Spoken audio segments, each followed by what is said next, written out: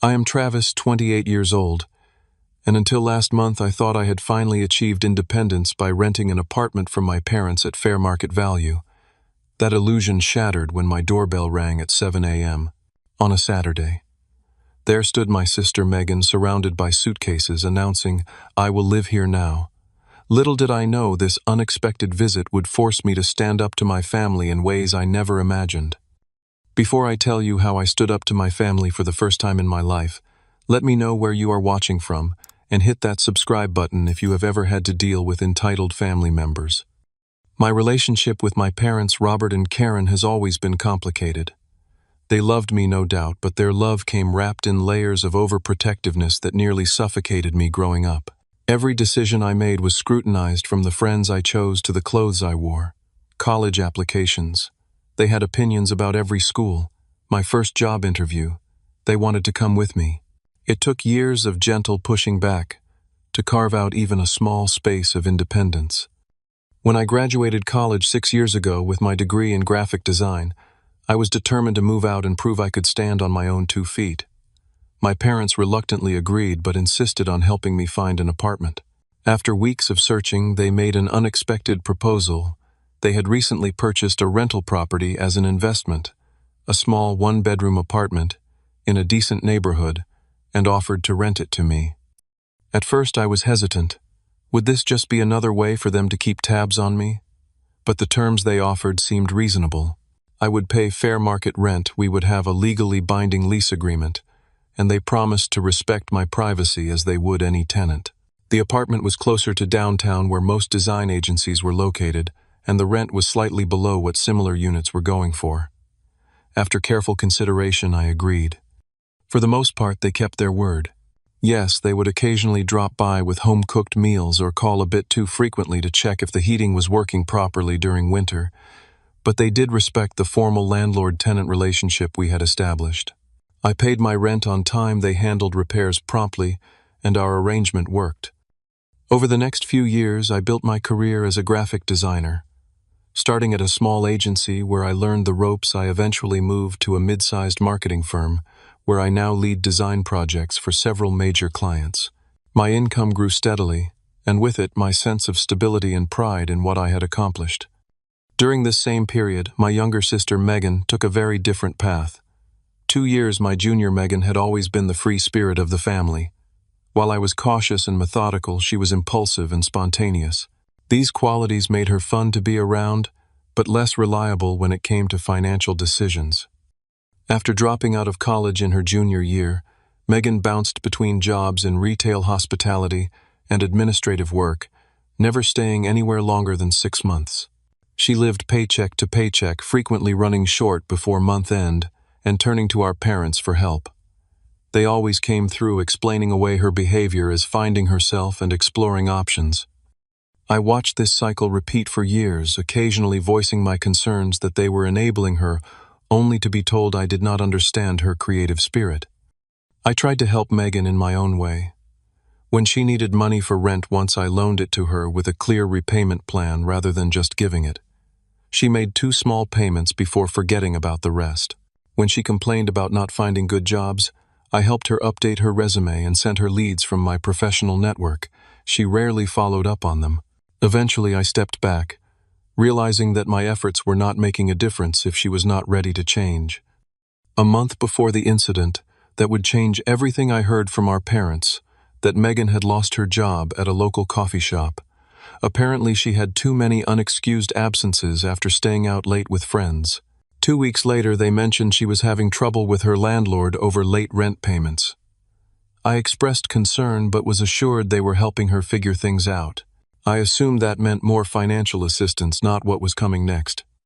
My apartment had become my sanctuary over the years. I had carefully furnished it with pieces that reflected my personality and design aesthetic. My gray sectional sofa was where I unwound after long workdays, watching documentaries on my wall-mounted television. The solid oak dining table I had refinished myself served as both eating space and work surface when I brought projects home. My bedroom featured a queen-sized platform bed with built-in storage and a small but perfect desk where I did freelance work on weekends. The walls were adorned with framed prints from local artists I admired, and houseplants thrived on every available surface. It was not luxurious, but it was mine, created through years of careful saving and intentional choices. My Saturday mornings followed a peaceful routine: wake up naturally around 8, brew fresh coffee in my French press, and enjoy it on my small balcony overlooking a tree-lined street. Sometimes I would walk to the farmer's market 3 blocks away. Other times I would catch up on industry reading or personal projects. It was the one day I allowed myself to move slowly without the pressure of deadlines or meetings. This particular Saturday would destroy that routine and ultimately change my relationship with my family forever. The insistent doorbell at 7 a.m. was just the beginning. When I opened the door that Saturday morning, still bleary-eyed and confused from being woken up so early, the sight that greeted me made no sense at first. Megan stood there, her blonde hair pulled back in a messy ponytail, wearing the confident smile she always used when she was about to ask for something unreasonable. Behind her were 3 large suitcases, 2 duffel bags, and several plastic storage containers stacked precariously on top of each other. Morning sleepyhead, she chirped, pushing past me into the apartment before I could even respond. Mom and Dad said you would not mind if I crashed here for a while. My roommate turned out to be such a psycho. Can you believe she actually expected me to pay rent on time during a personal crisis? Some people have zero empathy. I stood frozen in the doorway, my brain struggling to catch up with what was happening. Megan, what are you talking about? Nobody discussed this with me. She rolled her eyes while dragging one of her suitcases toward my bedroom. Oh, I am sure they meant to tell you. Anyway, it is not a big deal. Your place is plenty big enough for both of us. I stepped in front of her, blocking the hallway to my bedroom. No, it is not. This is a 1-bedroom apartment. Where exactly do you plan to sleep? In the bedroom, obviously, she said with a laugh. You can take the couch. You are always talking about how comfortable it is when Mom and Dad visit. The absurdity of the situation was starting to sink in, along with a familiar feeling of being steamrolled by my family. I am not giving up my bedroom, and more importantly, you cannot just show up and announce you are moving in. I work from home 3 days a week. I need my space. Megan's expression shifted from casual confidence to wounded innocence, another tactic I had seen her deploy countless times. Wow, I cannot believe you would turn away your own sister when she is going through a tough time. Mom and Dad already approved it. Call them if you do not believe me. And that is exactly what I did. With Megan making herself comfortable on my sofa and scrolling through her phone as if the matter was settled, I stepped onto the balcony and called our parents. Oh, Travis, good morning, my mother answered cheerfully. Did Megan arrive safely? The casual confirmation sent a surge of anger through me that I struggled to contain. Mom, why would you tell Megan she could stay with me without even asking me first? Honey, she is your sister, and she is going through a rough patch. Her landlord was being completely unreasonable about the rent being a few weeks late, and she had nowhere else to go. That does not explain why you did not discuss this with me before telling her she could move in, I insisted. My father's voice joined the call. Son, it is just temporary until she gets back on her feet. Family helps family. You have that whole apartment to yourself, surely you can share for a little while. I took a deep breath, trying to stay calm. Dad, I have a 1-bedroom apartment. There is no privacy, no extra space. I work from home part of the week. This will not work. Travis, my mother chimed in with the guilt-inducing tone I knew too well when you were struggling after college. We helped you out with the apartment. Now, it is your turn to help your sister. You did not help me out, I corrected her. I pay market rate rent. We have a legal lease agreement. This is a business arrangement that benefits both of us. That is just a formality my father dismissed. At the end of the day, we are family, and family comes first. Megan needs support right now. I looked through the sliding glass door at my sister, who was now rummaging through my refrigerator. How long is temporary? Does she have a plan to find a new job? A new apartment? The silence that followed told me everything I needed to know. Just give it a week or 2, my mother finally said. Things will work out, you will see. After ending the call, I stood on the balcony for several minutes, watching the early morning light spread across the neighborhood. I knew from experience that direct confrontation would only entrench my parents further in their position. For the moment, I would need to compromise. When I returned inside, Megan had made herself a sandwich, using the artisanal bread and premium turkey I had bought for my lunches the following week. So she asked through a mouthful, "Everything cool now?" "You can stay for the weekend," I said firmly. "Just until Monday. Then we need to figure out a better solution." Megan rolled her eyes. "Mom and Dad already said I could stay as long as I need to." "They are not the ones living here," I pointed out. "This is my home, and I make the final decision about who stays here." "Whatever," she shrugged. "You will get used to having me around. It will be fun like when we were kids." Those words sent a chill down my spine. When we were kids, fun for Megan had usually meant her using my things without permission and facing no consequences when they got broken or lost. Within hours, my fears were confirmed. Megan had spread her belongings throughout my meticulously organized living room. Her makeup cluttered the bathroom counter I kept spotless. She took a 90-minute shower, using all my hot water. When I tried to work on a freelance project in the afternoon, she played music so loudly I could not concentrate, then acted offended when I asked her to use headphones. By Sunday evening, my apartment no longer felt like mine. Megan had rearranged the throw pillows on my sofa, stuck takeout menus to my refrigerator with touristy magnets, and somehow managed to stain my area rug with nail polish. When I mentioned any of these things, she dismissed my concerns as being too uptight and reminded me that family should not keep score. I went to bed Sunday night, hoping that my parents would come to their senses, or that Megan would recognize the imposition and make alternative arrangements. I could not have been more wrong. Monday morning brought no relief. I woke up early hoping to get some quiet work time before Megan emerged from her late night of binge-watching reality shows on my television. I had just settled at my dining table with my laptop and coffee when my doorbell rang again. When I opened the door, my parents stood there, both wearing expressions I could not quite read. My mother held a folder that immediately triggered my anxiety. "Good morning," I said cautiously. "I was not expecting you." "We thought we should discuss the new arrangement in person," my father replied, stepping inside without waiting for an invitation. My mother followed her eyes, scanning the apartment and noting Megan's possessions strewn about. "Is your sister still asleep?" she asked. I nodded, lowering my voice. "She was up until after 2 a.m. Look, I am glad you are here. We need to talk about how this situation is not sustainable." "That is exactly why we came," my father said, sitting down at my dining table and gesturing for me to join them. "There are some financial matters we need to discuss." My mother opened the folder and pulled out what I recognized as a copy of my lease agreement. "With Megan staying here now, there will naturally be some additional expenses. Utilities will go up, there will be more wear and tear on the apartment, that sort of thing." "I understand that," I said, feeling a small surge of hope that they were being practical about the situation. "If she stays more than a few days, she should contribute to those costs. But honestly, this space is too small for 2 people, especially when I need to work from home." My parents exchanged a look I had seen many times before, the one that meant they had already made a decision and were just going through the motions of discussion.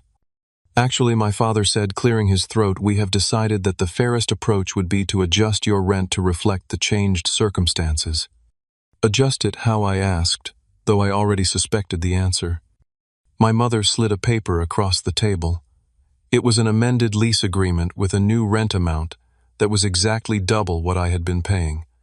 "You want to double my rent?" I stared at them in disbelief. "How is that fair? I did not ask for a roommate. I do not want a roommate."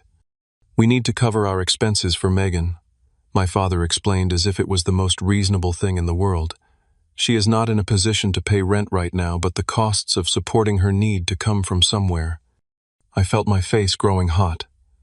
"So let me get this straight. Megan loses her job because of her own irresponsibility. She gets evicted because she does not pay her rent. And your solution is to force her into my space and make me pay for the privilege." "Do not be so dramatic, Travis," my mother sighed. "Megan is going through a difficult time and needs family support. You have a stable job and can afford to help out." "That is not the point," I insisted. I already pay fair market rent for this apartment. If anything, Megan should be paying rent to me as a subletter, not that I want that arrangement at all." My father leaned forward. "Son, the lease agreement was always just a formality between family. The reality is that we own this apartment and we get to decide the terms." "A legal lease is not a formality," I countered. "It is a binding contract that protects both parties." "Be realistic," my mother interjected. "Would you rather we rented this place to a stranger at the current market rates, because we could get much more than what you are paying now?" I took a deep breath, trying to stay calm. "What about Megan taking some responsibility? Has she applied for new jobs? Is she looking for her own place?" My parents shifted uncomfortably. "She needs time to recover from this setback," my mother said defensively. "The job market is very stressful right now." "And the housing market is even worse," my father added. "She cannot possibly afford a decent place on her own right now." "So your solution is to punish me for her choices?" I asked incredulously. "We are not punishing anyone," my mother insisted. "We are asking everyone to contribute what they can to support the family. Right now, this is how you can help." I stood up from the table, my decision made. "If you double my rent, I will move out. I can find my own place where I do not have to subsidize someone else's irresponsibility." To my shock, both my parents actually laughed. "Good luck finding an affordable place in this market," my father scoffed. "Rent prices have skyrocketed in the past year. You will end up paying more for less space anywhere else in this area. And you would need first and last month's rent security deposit application fees," my mother ticked off on her fingers. "That is thousands of dollars up front. Do you even have that kind of money saved?" Their dismissive attitude felt like a slap in the face. They assumed I was still the financially naive college graduate I had been years ago, not a professional who had been carefully saving and building my credit. Before I could respond, Megan emerged from my bedroom, yawning dramatically. "Morning, everyone. Is there any coffee?" "We were just explaining the new arrangement to your brother," my mother said, with forced brightness. Megan nodded as she poured herself coffee in my favorite mug. "About the rent thing? Yeah, it makes sense. After all, the apartment is plenty big enough for both of us." I looked at my family sitting in my living room making decisions about my life, without any consideration for what I wanted or needed. In that moment, something shifted inside me. For years I had tried to maintain family harmony by compromising, by being the reasonable one, but there was no reasoning with this level of entitlement. "I need time to think about this," I said finally. My father stood up clearly, considering the matter settled. "The new rent will start next month. That gives you a few weeks to adjust your budget." As they prepared to leave, my mother added, "Oh, and maybe you could clear some space in your closet for Megan's clothes. She has such a beautiful wardrobe, it would be a shame to keep it all packed away." After they left, I retreated to my balcony again, the only space in my apartment that still felt like mine. Megan had already connected her gaming console to my television and was loudly trash-talking other players online. I had 1 month to figure out my next move. Living with Megan quickly proved even worse than I had anticipated. What was supposed to be a temporary weekend stay had morphed into an indefinite arrangement with my parents' full blessing and my complete frustration. By Wednesday of that first week, I had compiled a mental list of grievances that grew by the hour. Megan treated my refrigerator like a free vending machine, consuming food I had purchased and never replacing anything. Twice I came home from work expecting to have leftovers for dinner, only to find empty containers in the sink. "Oh, was that yours?" she would ask with feigned innocence when confronted. "I thought you were done with it. I will get groceries when I have some money coming in." That money, of course, never materialized because Megan's job search consisted of occasionally scrolling through listings while complaining that nothing was the right fit for her skills. What those skills were remained a mystery, since I had never seen her complete any task that did not directly benefit her immediate desires. The apartment's single bathroom became a constant battleground. Megan's extensive beauty routine meant she occupied it for hours each morning, often making me late for video meetings with clients. When I tried to establish a schedule, she agreed enthusiastically, and then ignored it completely the next day. "Creative people cannot be bound by rigid schedules," she informed me, when I knocked on the door 15 minutes before an important client call desperately needing to shower and dress. My skincare routine has specific timing requirements. My work suffered the most from this new arrangement. As a graphic designer, I needed quiet concentration for detailed projects. Megan seemed physically incapable of understanding this concept. She would take phone calls on speaker in the living room while I was working, play music without headphones, and constantly interrupt me with trivial questions or observations. Travis, do you think I should go blonde again? Travis, have you seen this funny video, Travis? Which filter looks better for my social media post? Travis, can you help me draft an email to my old boss? It needs to sound professional, but also let her know she was totally unreasonable. When I explained that I was on deadline and needed to focus, she would pout dramatically. I'm just trying to bond with my big brother. Sorry for thinking you might want to actually talk to me. The situation with my workspace reached critical mass during my 3rd week of cohabitation with Hurricane Megan, as I had begun to think of her. I had an important video presentation with a potential new client, a national retail chain that could significantly boost my portfolio and income. I had warned Megan 3 days in advance that I would need the apartment quiet and to myself from 10 a.m. to noon on Thursday. No problem, she had assured me. I will make myself scarce. Thursday morning arrived, and I set up my presentation materials at my dining table, which served as my work-from-home space. I had arranged my background carefully with a bookshelf visible, and a small plant adding a touch of professionalism to the frame. 30 minutes before the call, Megan was still in her pajamas eating cereal on the couch. Megan, you said you would be out during my presentation. I reminded her with growing anxiety. Relax, she said through a mouthful of my premium granola. I will just hang out in the bedroom. You will not even know I am here. Reluctantly, I accepted this compromise, making her promise to stay quiet. The call began well. The client seemed impressed with my portfolio and the initial concepts I had developed for their brand refresh. I was just getting to the core of my presentation when the bedroom door flew open. Megan strolled out in a towel, apparently having decided this was the perfect time to shower. She walked directly behind me, visible to everyone on the call, and gave a little wave to my clients before disappearing into the bathroom. The shower started running loudly in the background of my professional presentation. I tried to continue, mortified but determined to salvage the situation. 10 minutes later, as I was answering questions about implementation timelines, Megan emerged again, this time fully dressed but blow-drying her hair without closing the bathroom door. The noise made conversation impossible. I am so sorry, I said to the clients, feeling my chance at this project slipping away. Could you give me just one moment? I muted myself, rushed to the bathroom, and closed the door, giving Megan a look that should have turned her to stone.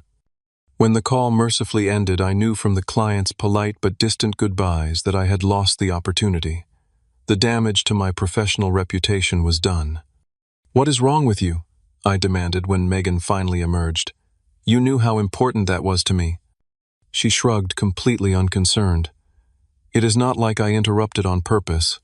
I needed to shower and I tried to be quick about it. Besides, they seemed nice.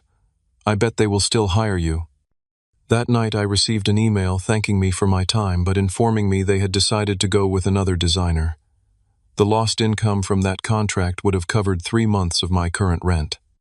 The final straw came that weekend. I had decided to stay late at the office on Friday to finish a project, grateful for the peace and quiet.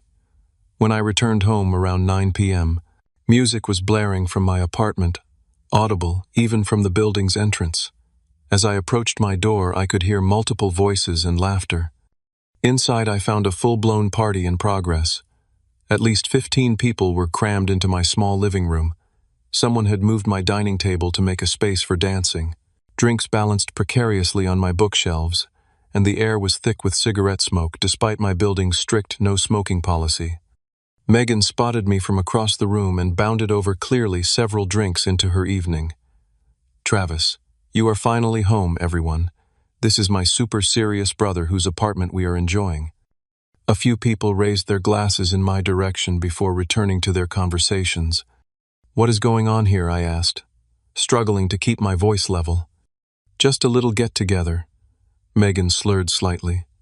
Some friends from my old job were free, and I thought, why not? You did not think to ask me before inviting people into my home. I surveyed the room, noticing a red wine spill on my couch that no one had bothered to clean up. You always say you should socialize more, she countered. I am helping you meet new people. I need everyone out, I said firmly. Now.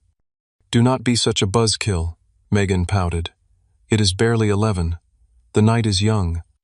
I do not care. This is my apartment, and I did not authorize this party. Everyone needs to leave. Megan's expression hardened. Actually, according to Mom and Dad, it is our apartment now. I live here too, and I have the right to have friends over. In that moment, something inside me snapped. I walked to the stereo system and unplugged it, plunging the room into sudden silence. This party is over. Everyone who does not live here needs to leave immediately, or I will call building security. The partygoers, sensing the tension, began to gather their belongings. Megan stood in the center of the room, face flushed with alcohol and anger. You are such a controlling jerk, she hissed as her friends filed out. No wonder you do not have any friends of your own. After the last guest left, I surveyed the damage to my apartment. Beer cans and liquor bottles littered every surface. Someone had broken one of my framed prints. The bathroom was in a state that defied description, and my couch, my beautiful gray sectional that I had saved for months to purchase, now bore an ominous red stain that I suspected would never fully come out. You need to clean this up, I told Megan. She rolled her eyes and flopped onto the stained couch. I will do it tomorrow. I am too tired now. Number, you will do it now. Or what she challenged the familiar confidence of someone who had never faced consequences returning to her voice. You will tell Mom and Dad, go ahead. They already think you are being selfish about this whole arrangement. In that moment, looking at my sister lounging on my ruined furniture in my violated space, I made my decision. My family had pushed me too far, and it was time to push back. The morning after Megan's disastrous party, I left the apartment early, leaving her sleeping amid the mess she had created. I needed space to think clearly away from the constant reminder of my family's disregard for my boundaries. I found myself at a local coffee shop where Jason, one of my closest friends from college who had gone on to become a real estate attorney, agreed to meet me on short notice. So let me get this straight, Jason said, after I had explained the situation. Your parents doubled your rent to subsidize your unemployed sister, who they forced into your one-bedroom apartment without your consent, and now she is throwing parties that are damaging your property and potentially your professional reputation. That pretty much sums it up. I confirmed the ridiculousness of the situation hitting me anew as I heard it described by someone outside the family dynamic. Jason shook his head. And what exactly does your lease say about subletting or additional occupants? I pulled out my copy of the lease agreement and pushed it across the table. Section 8 specifically prohibits subletting or additional occupants without written consent from both parties. My parents drafted this themselves when I moved in. He reviewed the document carefully. This is actually a pretty solid lease. Ironically, your parents protected themselves with all the standard clauses, which now protect you as well. They cannot legally force you to accept an additional occupant, nor can they double your rent without proper notice as specified in Section 12 here. But they own the apartment, I pointed out. They can choose not to renew my lease when it expires in 3 months. True, Jason agreed. But that still gives you 3 months of legal protection at your current rent rate. More than enough time to find alternative housing if that is what you decide to do. What about my furniture and belongings? I asked. Most of the furnishings in the apartment are mine, purchased with my own money. The appliances and a few basic pieces came with the apartment, but everything else is mine. Jason nodded thoughtfully. As long as you can prove ownership, those items are legally yours to take with you.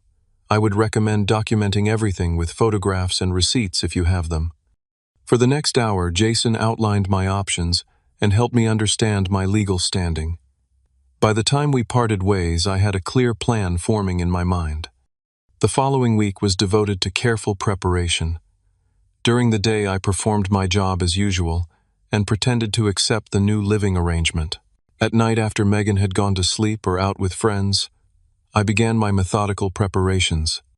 First, I documented the condition of the apartment, taking detailed photos of every room and noting any damage that had occurred since Megan's arrival.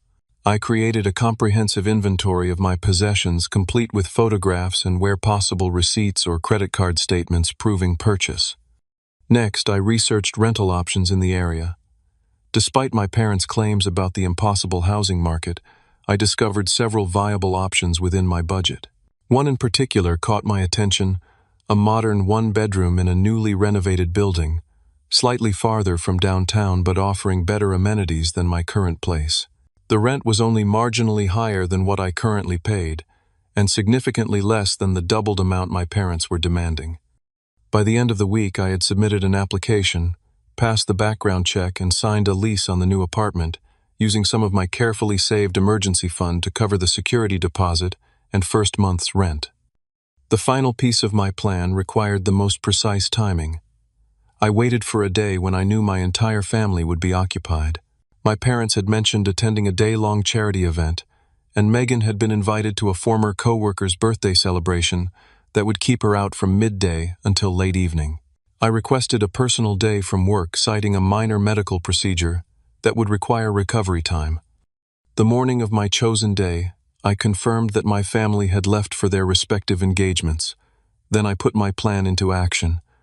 A moving truck I had reserved arrived at 9 a.m., along with 3 professional movers I had hired, and 2 friends who had volunteered to help after hearing my situation. "We need to be efficient," I explained to the team. "I have created a floor plan of where everything is located and what needs to be moved." I handed each of them a detailed inventory list with photographs attached. We started with the largest items: my sectional sofa, with the wine stain now professionally treated, but still visible, my dining table and chairs, my platform bed, and my desk. Each piece had its own story. The sofa represented my first major furniture purchase, bought after receiving a performance bonus at work. The dining table I had found at a flea market and spent weeks refinishing by hand. The desk had been a gift to myself when I landed my current job. As each piece was carefully wrapped and loaded onto the truck, I felt a mixture of sadness and liberation. These possessions represented years of independence and achievement, and now they were helping me claim an even deeper level of autonomy from my family's manipulations. We moved on to smaller items: my television and electronics, kitchenware, books, and personal effects, my collection of design books and art supplies, the handmade ceramic bowls I had purchased from a local artist, the limited edition prints that had hung on my walls, the plants I had nurtured for years. By 3 in the afternoon, the apartment was transformed. All that remained were the basic appliances that had come with the unit: the inexpensive sofa bed in the living room that my parents had provided for guests, and the generic dining set they had initially furnished the kitchen with. The walls were bare of art, the surfaces cleared of my possessions. It looked eerily like it had the day I moved in 6 years earlier, though now with the added wear and tear of habitation. I performed a final walkthrough, making sure I had not overlooked anything important. In the bedroom, I left the standard issue blinds, but took the blackout curtains I had installed. In the bathroom, I left the shower curtain, but packed my good towels and all personal care items. In the kitchen, I left the microwave that had come with the apartment, but took the French press coffee grinder and quality knives I had invested in over the years. The final item I packed was a small potted succulent that had been a housewarming gift from a coworker when I first moved in. It had survived my initial clueless plant parenting and thrived under increasingly knowledgeable care, eventually producing tiny offshoots that I had replanted. In many ways, it represented my own growth over the years in this space. With the moving truck loaded and on its way to my new apartment, I sat down at the now empty dining table and wrote a letter to my family. I explained my decision clearly and unemotionally, outlined the legal basis for my actions, and expressed hope that once the initial anger passed, we might rebuild our relationship on more respectful terms. I placed my copy of the apartment keys on top of the letter, took one last look around the stripped-down space, and closed the door behind me. As I drove to my new apartment to meet the moving truck, I felt a weight lifting from my shoulders. For perhaps the first time in my adult life, I had set a boundary with my family and held firm regardless of the emotional manipulation they had deployed. Whatever came next, I knew I had taken a crucial step toward genuine independence. The first indication of my family's reaction came less than 2 hours after I had settled into my new apartment. My phone exploded with notifications, 12 missed calls from my mother, 8 from my father, and a stream of increasingly furious text messages from Megan. "How could you do this?" Read Megan's first message, followed by, "I came home to nothing," and then "Mom and Dad are freaking out." I had anticipated this reaction and had already decided to maintain minimal contact during the initial emotional fallout. I sent a brief text to my parents: "I have received your messages." I left a letter explaining my decision. "I am safe and will contact you when everyone has had time to process this change." Then I silenced my phone and continued unpacking my possessions in my new space, arranging furniture and hanging artwork in a layout that felt both familiar and refreshingly different. My new apartment had large windows that filled the rooms with natural light, a feature my old place had lacked. The kitchen was smaller but more efficiently designed, and the bathroom had been recently updated with modern fixtures. Most importantly, it was mine alone, a sanctuary where no one could impose their will without my consent. The next morning I woke to find that the digital bombardment had intensified overnight. Megan had posted a series of stories on her social media accounts, painting me as the villain who had abandoned his poor, struggling sister without warning. "My own brother left me with nothing but an empty apartment," she wrote, accompanied by photos of the bare rooms that conveniently omitted the basic furniture I had left behind. My parents had graduated from calls and texts to emails, their messages swinging between guilt-inducing pleas. "How could you do this to your sister? She is devastated and has nowhere to sleep," and thinly veiled threats. "Your lease clearly states that removing fixtures without permission forfeits your security deposit." I responded with a single factual email. All items removed were my personal property purchased with my own funds. The apartment retains all fixtures and furnishings that were present when I signed the lease. I have extensive documentation and photographs to verify this, as well as witnesses to the moving process. I am willing to discuss this matter further once everyone is ready to have a calm, respectful conversation. The professional tone seemed to give them pause, at least temporarily, but the respite was short-lived. That afternoon, as I was setting up my home office in the second bedroom of my new apartment, a luxury my previous place had not afforded, I received a call from a coworker. Travis, your parents are here at the office asking for you. They seem pretty upset. Security is talking to them, but I thought you should know." I thanked her for the warning and immediately called my supervisor to explain the situation. He was understanding and assured me that security would handle it appropriately. Later, he informed me that my parents had eventually left after being told firmly that disrupting a workplace was unacceptable and that all communication would need to go through proper channels. For the next week, I maintained my distance, responding to messages only with brief factual statements and refusing to engage with emotional manipulations. I focused on settling into my new home and catching up on work projects that had suffered during the chaos of the past month. Megan's social media campaign continued, though, with diminishing engagement as her friends tired of the drama. My parents alternated between angry demands and mournful lamentations about family loyalty. I weathered it all with a calm resolve that surprised even me. Eventually, as I had hoped, the emotional intensity began to ebb. 10 days after my move, I received an email from my father with a markedly different tone. "Your mother and I would like to meet to discuss recent events. We suggest Saturday at 11 a.m. at the cafe near your old apartment. Please let us know if this works for your schedule." I agreed to the meeting but suggested a different location, a neutral coffee shop equidistant between our homes. I also requested that Megan attend as the issues involved all of us. They reluctantly agreed. Saturday arrived and I entered the coffee shop with mixed emotions, anxiety about the confrontation ahead, but also pride in standing my ground. My family was already seated at a corner table, their expressions a blend of anger, confusion, and in my mother's case, a hint of hurt that made my resolve waver momentarily. "Thank you for meeting with me." I began, taking the empty chair across from them. "I know the past couple of weeks have been difficult for everyone." My father cut straight to the point. "We want our furniture back. You had no right to take it." "Actually, I had every right," I replied calmly. Everything I removed was purchased with my own money after I moved in. I have receipts, credit card statements, and photographs documenting all of it. That apartment was fully furnished when you moved in, my mother insisted, though with less certainty. It had basic furnishings, I corrected her. A sofa bed, a small dining set appliances, and a bed frame with mattress. All of those items remained when I left. But you knew Megan needed those things, my mother exclaimed. How is she supposed to live there now? The same way I did when I first moved in, I pointed out. With the basic furnishings provided supplemented with items she purchases herself. Megan, who had been uncharacteristically quiet, finally spoke up. You could have at least left me the television, and that fancy coffee maker, and some dishes. I have nothing. I left the dishes that came with the apartment, I said, and the microwave. The television and coffee maker were mine, purchased with my money. This is ridiculous, my father fumed. Family does not nickel and dime each other like this. I took a deep breath.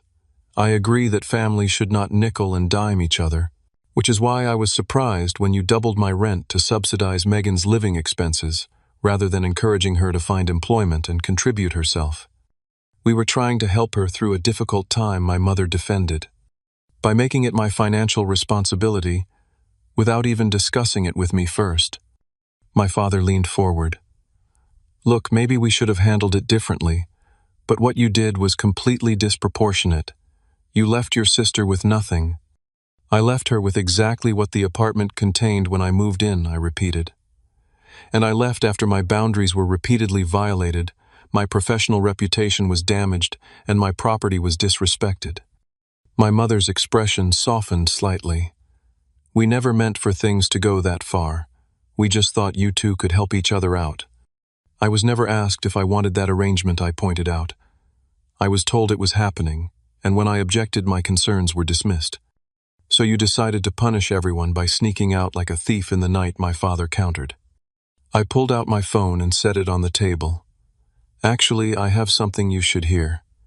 I pressed play on a recording I had made during their visit to announce the rent increase. My father's voice emerged clearly from the speaker. Son, the lease agreement was always just a formality between family. The reality is that we own this apartment, and we get to decide the terms. Then my mother's voice. Be realistic. Would you rather we rented this place to a stranger at the current market rates? Because we could get much more than what you are paying now. My own voice. If you double my rent, I will move out. And finally, my father's dismissive laugh. Good luck finding an affordable place in this market. I stopped the recording and looked at their shocked faces. I consulted with an attorney friend. The lease we signed is legally binding. You cannot double my rent without proper notice as specified in the agreement, and you cannot force me to accept an additional occupant. I was within my rights to remove my personal property and terminate the arrangement. My parents exchanged uncomfortable glances. My father cleared his throat. You recorded us without our knowledge. I live in a one-party consent state, I replied. It was completely legal. I did it to protect myself, since it was clear you were not taking my concerns seriously. A long silence fell over the table. For perhaps the first time I saw uncertainty in my parents' expressions. They had always operated on the assumption that family bonds would trump all other considerations, that emotional appeals would overcome any resistance to their plans. My methodical, legally sound response had caught them completely off guard. Megan broke the silence with an unexpected question. How did you afford a new place, with all the deposits and everything? I have been saving consistently for years, I explained. Building an emergency fund, maintaining good credit, being financially responsible. Something shifted in her expression, a fleeting mix of surprise and perhaps a touch of respect. Oh, I know we have all said and done hurtful things in the past few weeks, I continued, softening my tone. But I hope we can find a way forward that respects everyone's boundaries and needs. My mother's eyes filled with tears. We never meant to hurt you, Travis. We were just trying to take care of both our children. I know, I acknowledged. But I am an adult now. I need to be consulted about decisions that affect my life, not just informed after the fact. My father sat back in his chair, his anger seemingly deflated. So where does this leave us? That depends on all of us, I said.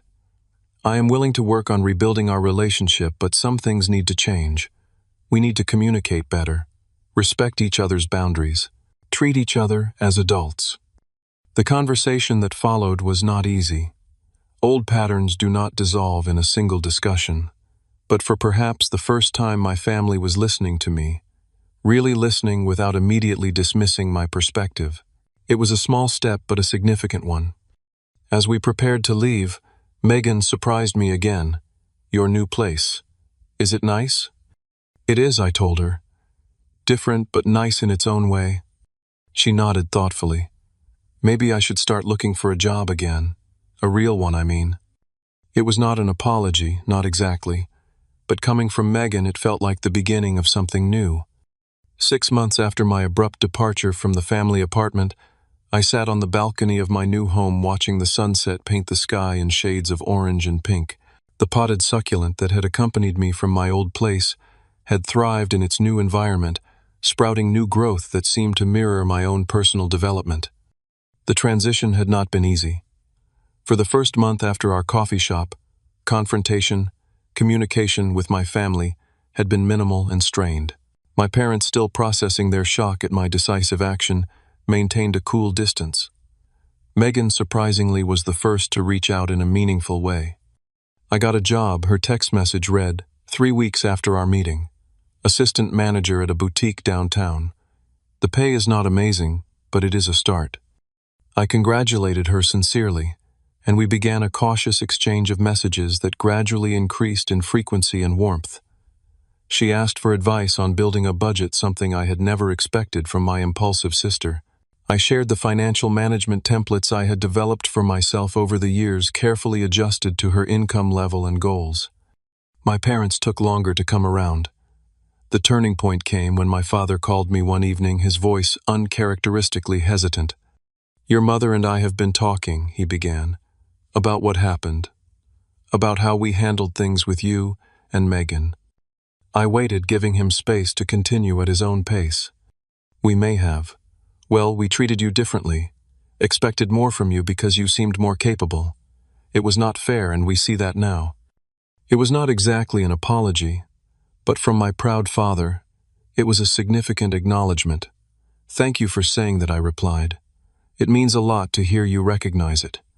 The conversation that followed was one of the most honest we had ever shared. My father admitted that they had enabled Megan's irresponsibility out of a fear that she would fail without their intervention. In doing so, they had burdened me with unfair expectations while simultaneously undermining my independence. "We thought we were helping both of you in different ways," he explained. "But we can see now that we were not helping either of you become truly independent adults." Over the following months, our family dynamic began a slow but meaningful transformation. My mother invited me to dinner at their home, making a point to ask in advance rather than assuming my availability. My father consulted me about some investment decisions, treating my opinions with newfound respect. Small steps, but significant ones. Megan, to everyone's surprise, thrived with her new responsibilities. The boutique job suited her social nature and eye for style, and the structured environment provided the accountability she had previously lacked. She moved into the family apartment, officially now paying rent directly to our parents at a reasonable rate that increased gradually as her income stabilized. "I actually cleaned the place this weekend," she told me during one of our now regular phone calls. "Like, really cleaned it. I even bought plants. Is this what being an adult feels like?" I laughed. Part of it anyway, the boring but satisfying part. 4 months after my move, I invited my family to dinner at my new apartment. It was the first time they would see where I lived, and I felt a mixture of pride and nervousness as I prepared for their visit. I had arranged my furniture thoughtfully in the space, creating an environment that reflected my personality while remaining welcoming to guests. When they arrived, I watched their expressions as they took in the space I had created for myself. My mother noted the well-equipped kitchen, my father commented on the practical layout of my home office, and Megan immediately gravitated to the artwork on my walls. "This place suits you," she said simply, and I felt a warmth of recognition that had often been missing in our relationship. The dinner was not perfect. Old patterns occasionally surfaced in conversations, but we were all making conscious efforts to communicate differently. When my mother began to offer unsolicited advice about my career path, she caught herself mid-sentence and rephrased it as a question instead. When my father started to lecture Megan about her spending habits, he paused and acknowledged that she was making her own decisions now. As they prepared to leave that evening, my mother embraced me tightly. "I am proud of you," she whispered, "not just for your success, but for standing up for yourself, even when it was hard for us to hear." Now, 6 months into my new independence, I reflected on the profound shifts that had occurred not just in my living situation, but in my relationships. The stand I had taken, though difficult and at times painful, had ultimately created space for growth on all sides. My relationship with my family had evolved from one of expected compliance to mutual respect. My parents, though still occasionally slipping into old habits, had begun to see both their children as adults with distinct needs and boundaries. Megan had discovered capabilities within herself that might have remained dormant had we all continued in our established patterns. As for me, I had learned that setting firm boundaries was not selfish, but necessary for healthy relationships. That family love could withstand conflict and even emerge stronger from it. That independence was not just about physical space or financial self-sufficiency, but about the courage to define and defend your own needs, even against those you care about most. The apartment around me was more than just a collection of rooms and possessions. It was tangible proof that I had claimed my autonomy and built a life on my own terms. Each piece of furniture, each carefully chosen decoration, represented a choice made freely, without obligation or resentment. My phone chimed with a message from Megan. "Guess what got promoted to full manager today? Celebrating this weekend. You in?" I smiled as I typed my reply. "Absolutely, proud of you." Some might say I acted drastically by moving out the way I did, but sometimes a dramatic gesture is necessary to break entrenched patterns.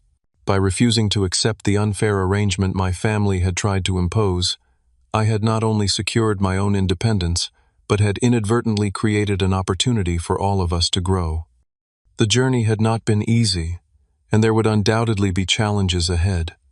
Family dynamics built over decades do not transform overnight, but we had taken important steps toward a healthier relationship based on mutual respect rather than obligation and expectation.